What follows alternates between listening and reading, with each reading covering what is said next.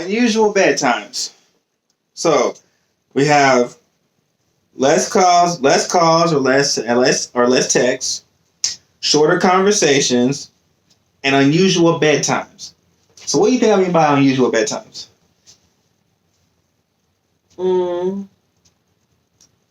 You mean like when someone's like, "Oh, I'm sorry, I fell asleep." Close, yeah, that's one excuse we use. You know, like, "Oh, I'm sorry, I missed your call. I fell asleep." I fell asleep when you know good and damn well he's on the phone in the first place. Or it's like your other person calls, they may not live with you yet. You may not be at that point yet. And they're calling you, and you're on the phone with that other person, giving that time, and you're saying, "Hey, well, you know what? I'm about to go ahead and go to bed. I got to work in the morning." When you normally don't go to bed till by maybe 11 o'clock, and it's all 10 o'clock, a whole hour early, because that other hour you're using to talk to the other person. So unusual beds, or even more unusual, it's 9:30 and you're like, "Oh, I'm going to bed. I'm kind of tired. I was worn out from work today." When normally it's like, yeah, you're tired, but you don't really go to bed that early. But don't overthink it. Sometimes you're just tired and you want to go to bed early. Yeah, but we're talking about when people are actually being sly. There are times where I do want to go to bed. But me personally, I just want to go to bed. I'm old. I just want, it's been a long day. I don't feel like dealing with people. I'm going to bed. But I'll talk to somebody. I'll talk to them beforehand. Hey, I'm going to bed. I really am tired. I'm going to go ahead and go to bed. But when it becomes more frequent, as in that unusual bedtime becomes more and more frequent, the person's pulling away. Guilty conscience. Money disappearing. Money disappearing is a big one. So you have an account together.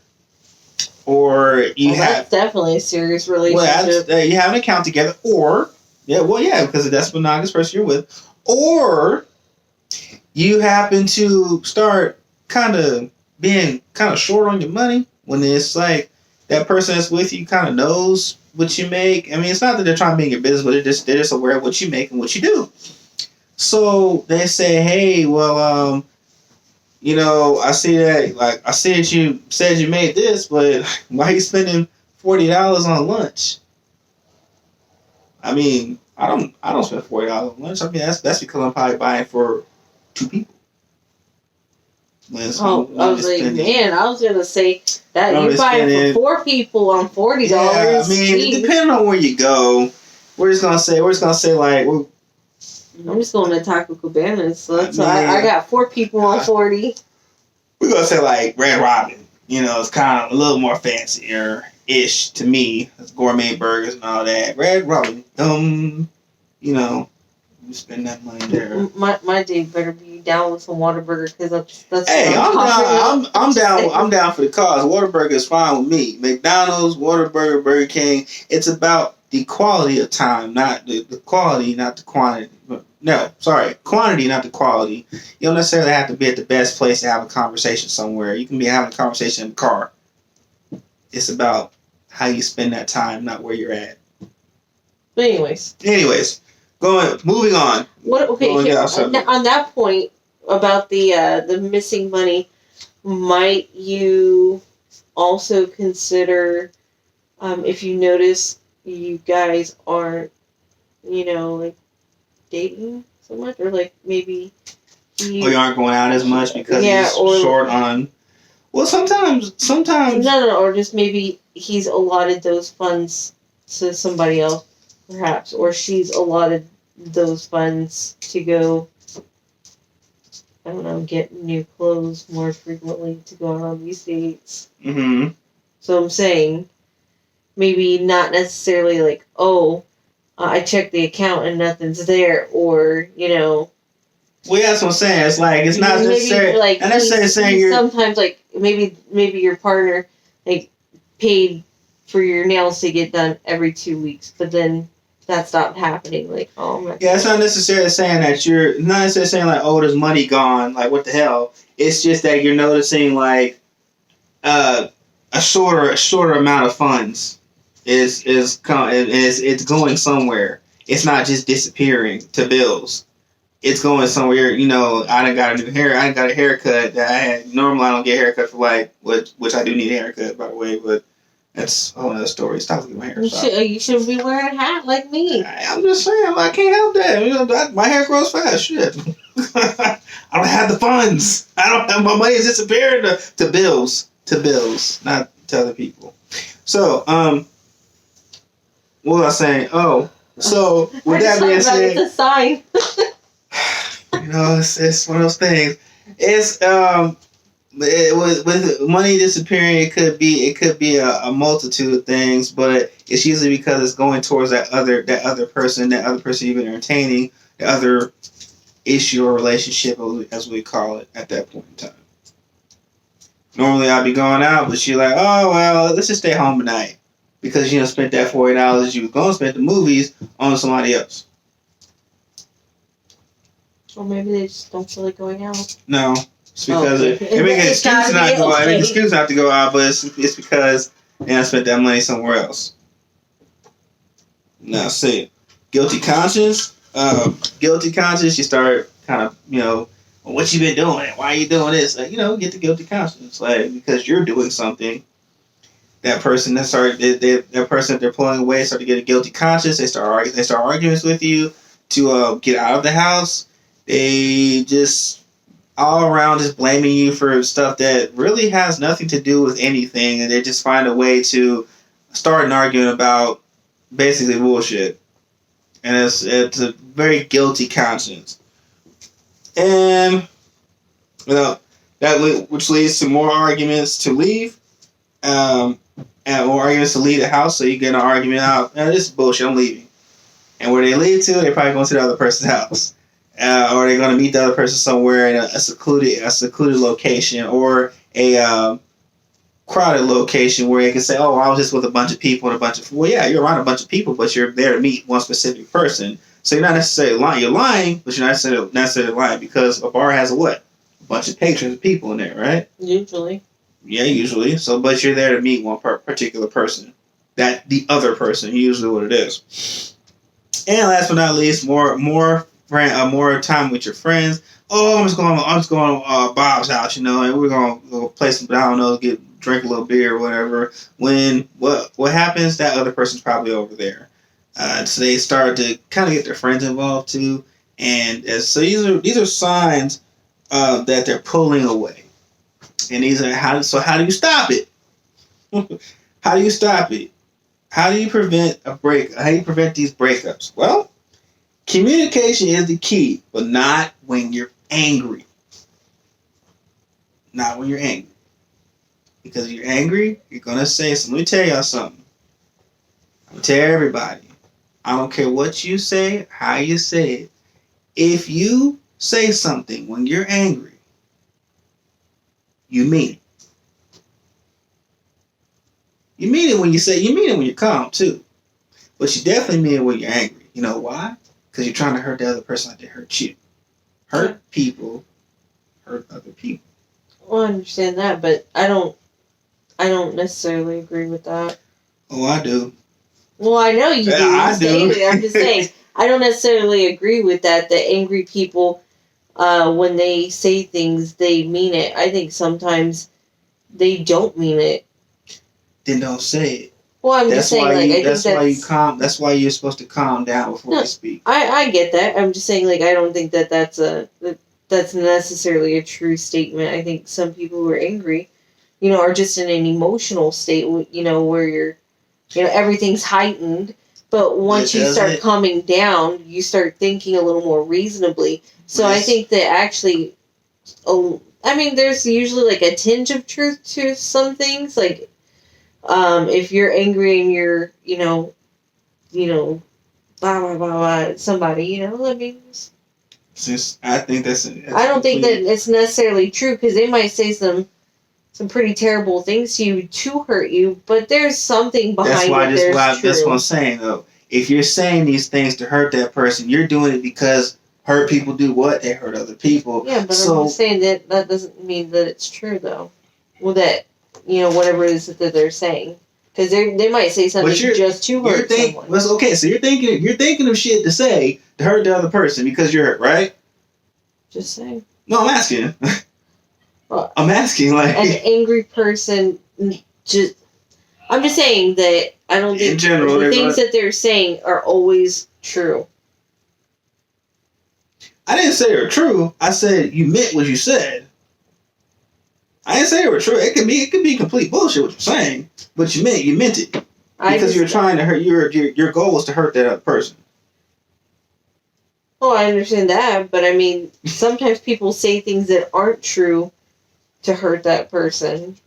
Okay, but like, you still oh, you're cheating on me, or that's guilty conscience stuff. But I'm saying you could, and that could hurt my feelings. That I would even be accused of that, and I'm not doing that. And that means it's absolutely not true. That's because that's a whole other subject. That's a guilty conscience. I'm saying when I say that what I mean people is you say, oh, I didn't mean it because I was angry when I said it, but you still said it. It's still out there. You know what I'm saying? Or not? I'm just saying that there's no absolutes. Me is absolute. I'm not gonna let you pass on it. You said it. I'm gonna hold you to it. So think before you speak is what I'm saying. I know most people don't. I know. I'm not saying anybody's perfect. I'm not saying that. That's just me personally. If you say it, there's a tinge of truth to it, and I'm gonna talk to you about it after you calm down. Well, I was angry when I said it, but you still said it. So let's talk about it. And if you still feel that way, we have an issue that we need to talk about, because that could be a possible breakup, disconnection, whatever you want to call it. We're done. A deal breaker. Oh, a complete deal breaker. Don't sit here and call me a bunch of names. Oh, I didn't mean it. I was upset.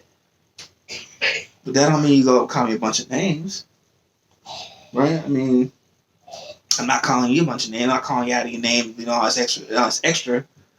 Why you gotta do it to me? That's all I'm saying. That's just me, though. Maybe other people deal with it different ways. But me, I'm after once you're calm. But that's why I calm down before I say anything to you, and it's not what you say; it's how you say it too. Yeah, that's true. It's really how you say it. So, that's just me. But teach your ways to keep a relationship. How you get them is how you keep them. So, how'd you get the person? That's how you gonna keep them. These are how you prevent that's how you prevent breakups, guys. How you got them? So if I was buying flowers and buying candy, and oh, you're so pretty, this and that and the other, keep doing that. Don't get somebody used to something that you can't keep up. Don't keep up a facade that you cannot continue to do. So, if you're well off and you're buying clothes and shoes and all that stuff, I'm not saying you have to do it all the time, but every once in a while, continue to do that. But then again, the other person has to understand that things happen in life, such as you get blessed with children, or you get a house, or so finances have to start going other places. So the other person has to understand too. You have to be on the same page. You have to communicate. Would you feel the same way? What do you want to put it on that? I think that people evolve, so their needs evolve. So what worked to keep your partner happy at the beginning of your relationship 5 years in might be quite different. So I don't think that it's necessarily right to say, keep doing that. No, keep listening to what your partner says is what they need, and then give them that if that's something that you're committed to continuing on doing, which is being in a relationship with that said partner. That's what I think. Their needs evolve. What I'm saying is, now I'm not saying go and if you were buying Gucci purses and everything else, continue to do that, because yes, your needs are going to evolve, so things are going to have to go different places. Continue to listen to the other person. I'm going to continue to listen to whoever I'm talking to. Hey, what do you need? Where are we at? Kind of have a temperature check every few months. Make sure everything's good, because sometimes you can think something is completely good and they're thinking it's completely bad. Not on the same page. That goes with listening to what they're saying.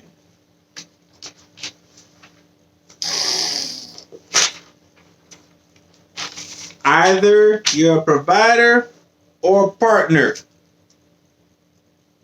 What do you mean? Either you're a provider or a partner. I am not a provider. I am a partner. I need somebody to partner with me to help me get to where I need to go. That's not an advertisement, by the way. It's not an advertisement, I promise that. I'm not advertising. Thank you, Pepper Pasta. It's not advertising, I'm just saying. I'm a partner. It's easier for me to partner with somebody and to provide. Providers tend to, they work, they pay all the bills in the house, they do everything in the house, and that other person, a partner, that the person they're in a monogamous relationship with, is their encourager. They don't complain. They say, "Hey, you got this. I got the stuff at the house. Don't worry about it. I got this. I'm gonna take care of home. You take care of what you need to take care of, so we can get to where we need to be." Partners is 50-50. It's okay. You cook one day, I cook the other day. You wash the dishes, I'll wash the clothes. It's 50-50. Bills too. Well, that's implying that being a domestic partner isn't a job on its own. No, I didn't say that. Okay. I didn't say that. I said provider does all the stuff outside the house. The person that is that provider's partner is doing their job at the house. They're taking care of clothes and everything else. That's a job. That's a complete job. And it's actually a pretty damn good job if you were to put money on it, monetary wise. Y'all be making a fuckload of money, a lot of money. So yes, that's a big time job in of its own. I'm never gonna sit here and say that. What do you say, domestic partner? Yeah, that the domestic partner does not have a job, because they do. They're taking care of the house. They're taking care of the bills. That you're making the money that the provider's making the money for, because the provider he's over here, he or she is over there. They're making the money, and then you deal with everything else. That's a job in and of itself. So when it's 50-50, it's y'all both taking care of it, but one kind of tilts a little more than the other. One knows how to deal with money more. One kind of deals with the other things. One does like the yard work, and domestic partners is like, I make the money, you take care of the house. It still balances out. But it's still a job too. So I'll never put anybody down. Do what you do, but domestic partners, golly, I got a hell of a job. I'm like, I can't do it. That's why I just do it myself. If my house is dirty, it's dirty because I made it dirty. His house is not dirty. It is immaculate. Thank you. Appreciate that. We haven't been there in a while, but we're gonna get to that. We're gonna get to that studio eventually. But so to wrap it up. Oh, and wrapping it up, the grass is not greener on the other side.